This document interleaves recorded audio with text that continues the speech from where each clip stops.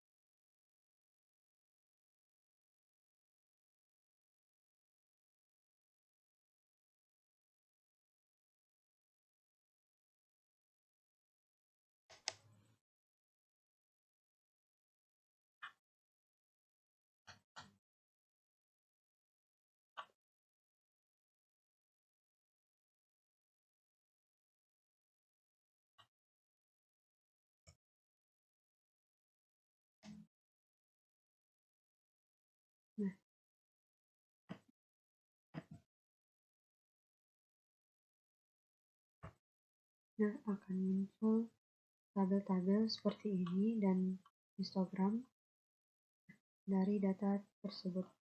Pengujiannya sampai di sini, kemudian lanjut ke kita ke menginterpretasikan data tersebut tempat regresi linear berganda. Persamaan matematika model penelitiannya yaitu Y sama dengan A tambah B1 X1 tambah B2 X2 tambah B3 X3 dan tambah B4 X4, dimana dari yang kita lihat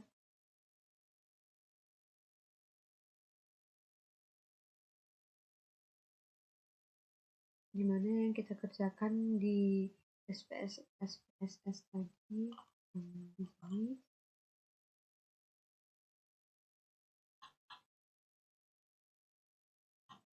kita masukkan ke sini, di mana B1 2,758 tambah 0,500 X1 tambah 0,185 X2 tambah 0,520 X3 tambah 0,304 X4. Yang A-nya itu kita dapat dari tabel konstansa ini, 0,500 dari sini, dan seterusnya. Dan jadi persamaannya ini kita dapat artikan bahwa ketika kompetensi X1, self-efficacy, motivasi, dan kepuasan kerja tidak mengalami perubahan, maka nilai dari minat membeli ulang konsumen adalah sebesar 2,758 satuan tertentu.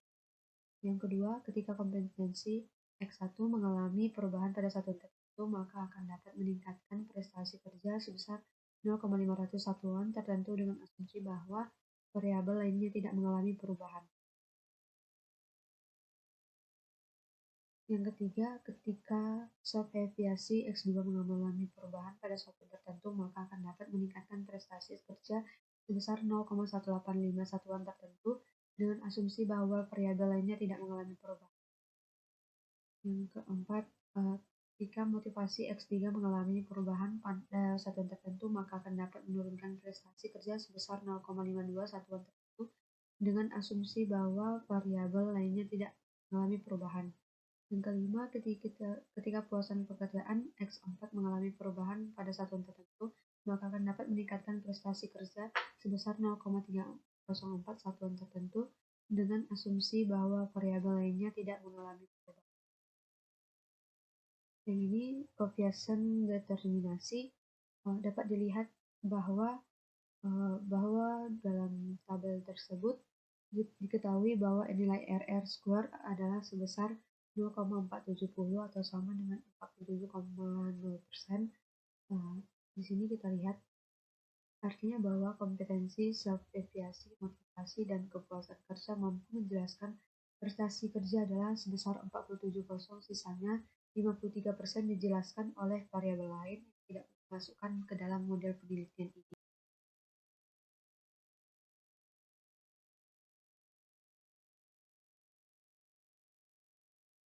Selanjutnya, pengujian hipotesis. Tabelnya dari seperti ini.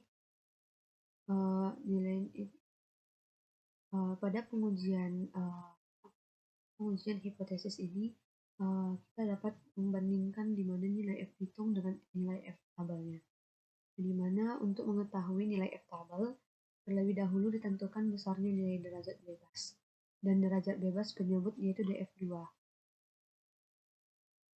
Untuk menentukan df1, maka dapat digunakan rumus K1, di mana K adalah jumlah variabel bebas di mana ditambah variabel terikat. Sehingga dapat ditentukan besar df1 adalah 5 kurang 1 sama dengan 4. Selanjutnya, untuk menentukan besar nilai df2 dapat digunakan rumus NK kurang K, di mana N adalah jumlah responden dan K adalah jumlah variabel bebas ditambah variabel terikat. Sehingga dapat ditentukan besarnya nilai df2 adalah 123 kurang 5 sama dengan 118 berdasarkan pada tingkat kepercayaan penelitian sebesar 95% dan tingkat alfa sebesar 5% dengan penelitian metode dua sisi, maka dapat ditentukan besar nilai F tabel adalah sebesar 2,450.